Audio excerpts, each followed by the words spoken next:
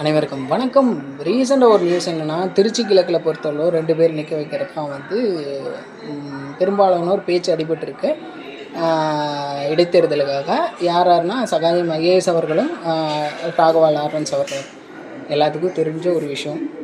2 பேர்த்தில் யார் வந்தாலும் ஜெயிக்க போகிறது கன்ஃபார்மு. ஆப்போசிட் பார்ட்டி டெபாசிட் இழக்க போகிறது கன்ஃபார்மு. இதில் லாரன்ஸ் அண்ணனை பற்றி சொல்லவே தேவையில்லை.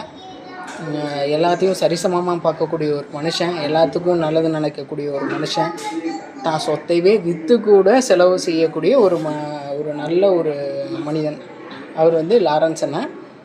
சகாயம் ஐஏஎஸ் அவர்களும் ஒன்றும் சளைச்சவர் கிடையாது. அவர் இருந்தப்போ அவர் கலெக்டராக இருந்த எல்லா இதுலேயுமே பார்த்திங்க அப்படின்னா வேறு லெவலில் கொடுத்துருக்காங்க. அவரோட பொதுமக்களுக்கு இதெல்லாம் நல்லதோ அது எல்லாமே பார்த்து பண்ணியிருக்கிறாப்புல. இந்த மாதிரி 2 இருக்குது.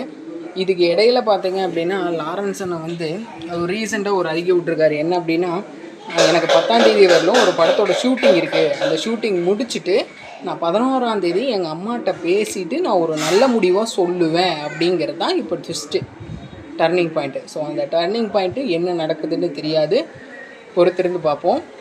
ஆனால் ஒரு விஷயம் நான் ஸ்ட்ராங்காக சொல்லிக்குவேன், இன்னும் அஃபீஷியலாக எந்த நியூஸும் வரல. அதுதான் உண்மை. இப்போது பரப்பிட்டு இருக்கிறது எல்லாமே ஒரு வதந்தி தான்.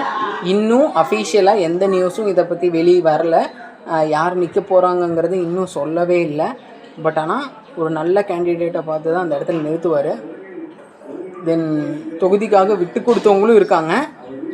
தெரியல என்ன நடக்குதுன்னு. ஏன்னா எத்தனை பேர்த்த நிறுத்துவாங்க, என்ன பண்ண முடியும்னு தெரியல. ஆனால் வெல் பிளான்டு தான், எல்லாமே பிளான் பண்ணி தான் பண்ணுவாங்க. இன்னும் அஃபிஷியலாக எந்த நியூஸும் வரல. அதுதான் உண்மை. இதில் உங்களோட பதில் என்ன அப்படிங்கிறத நீங்கள் கமெண்ட்டில் சொல்லுங்கள். யார் வந்தால் நல்லாயிருக்குங்கிறத நீங்களே கமெண்ட்டில் சொல்லுங்கள். பார்ப்போம்.